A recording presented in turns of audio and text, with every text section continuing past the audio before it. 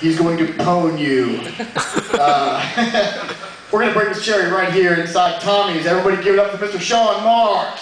Woo!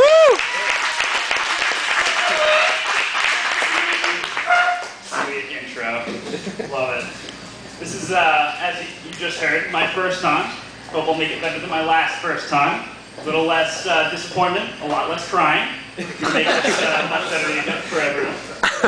Got this little lovely cheat sheet here that I wrote everything out and then forgotten, and I'm going to remember midway through sentences. So I'm going to have it right here. Not going to leave inside of it. But for my first set ever, I decided, what are the two things you can't talk about? Politics and religion. Don't do it.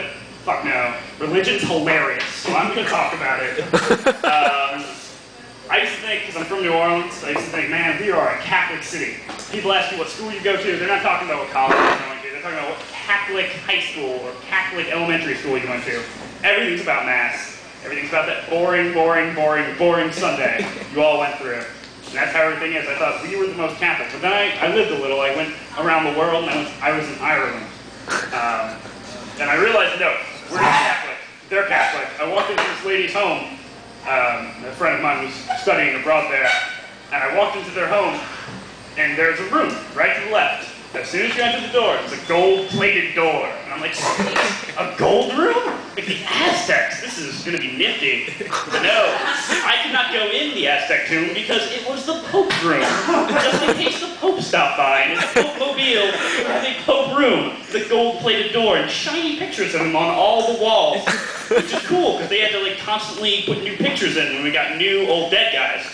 And I loved it. It was a fantastic little room. And then they're telling me, well, I'm like, this is fantastic. Can I go in? They're like, no, only the lady of the house can. And of course, there's an Irish accent, which I'm not going to horribly mangle and try to say, but it was really cute. So this old lady was like, it's the Pope room. Fuck it.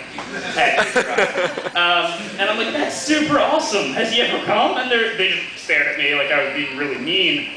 Because obviously the Pope hadn't come to their little shitty town to go into their little shitty house to go into their specifically Pope room.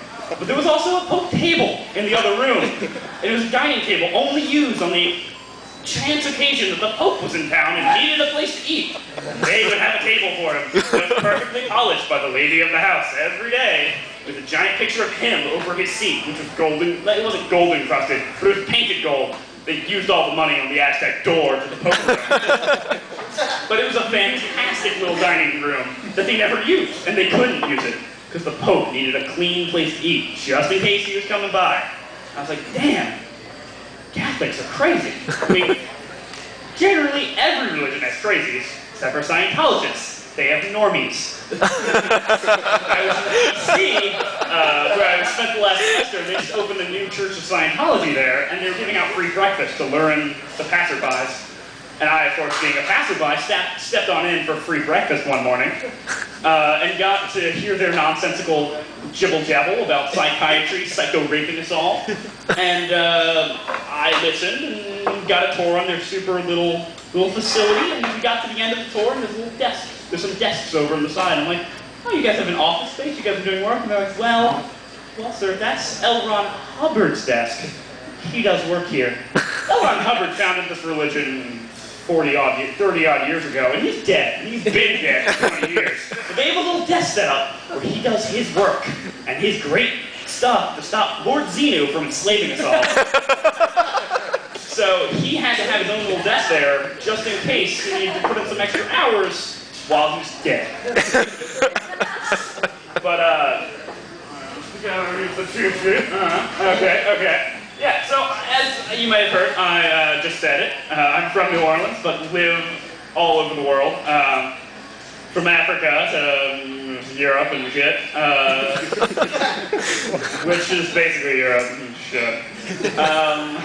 Blase. But, really, the greatest thing about living overseas or outside of New Orleans or Louisiana is that I got to be a fan of the Saints, not in New Orleans, in Louisiana. And you guys don't understand that, because if any of you are fans of the Saints, you know other fans of the Saints. I was a fan of the Saints when no one was a fan of the Saints. Not when, where no one was a fan of the Saints. I was in fucking Pennsylvania, and they were like, what? what team do you support? And I'm like, well, I like the Saints. And it was mixed with, aww. Aw, that's so cute. You have like a one-footed kicker. That's so cute.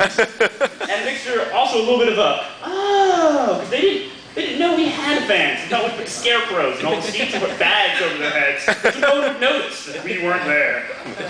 But now it's different, obviously. We've won something, and it was fantastic for that, because it went from the aww, now it's a, isn't that so great? You guys deserve that. You lost your house and shit, now you've got a Super Bowl ring on some people's fingers.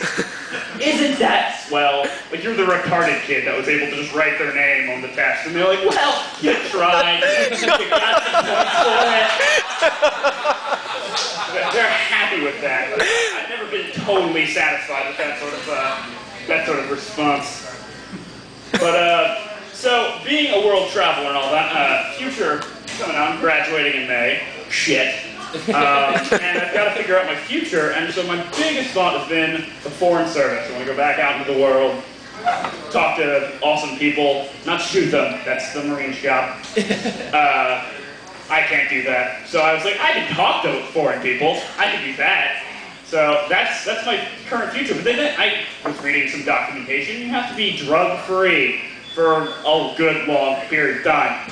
And so I had to stop smoking weed, which sucks, because weed's kind of cool, and it was really most of the reason I wanted to get into the foreign service anyway. We'd be smoking that weed and be like, fuck it, I've got the Middle East solved, dude. Fuck it. Jerusalem on the moon. Who the fuck likes suicide bombing? No one. Who likes laser battles in space? Everyone! Fucking, and of course, we can finally get the History of the World Part 1 sequel, in which we have Jews in space! And if you've seen that, it gets a little clap. That's awesome. Anyone who hasn't, it's uncultured. But, more importantly, I've been, of course, going out, fuck, now I can't smoke weed, so I've got to go to alternatives, and thank God! Someone showed me the light of what to do, and that's good old Miley Cyrus the other day. Smoking mad salvia, and was like, fuck yeah, I'm a unicorn for like 15 seconds.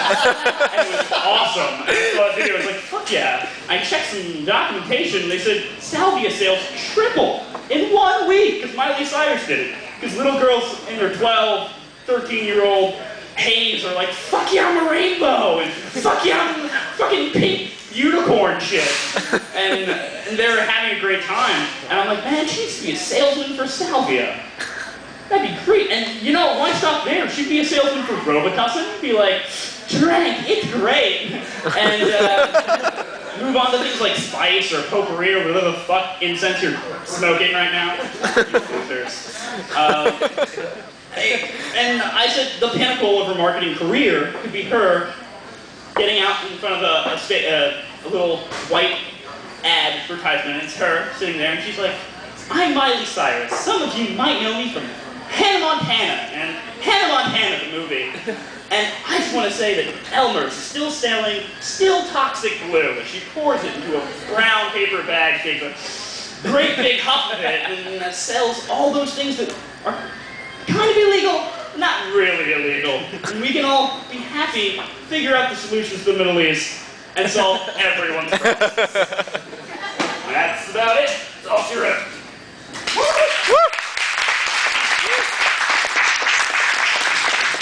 All right, everybody, Sean Mars, one more time.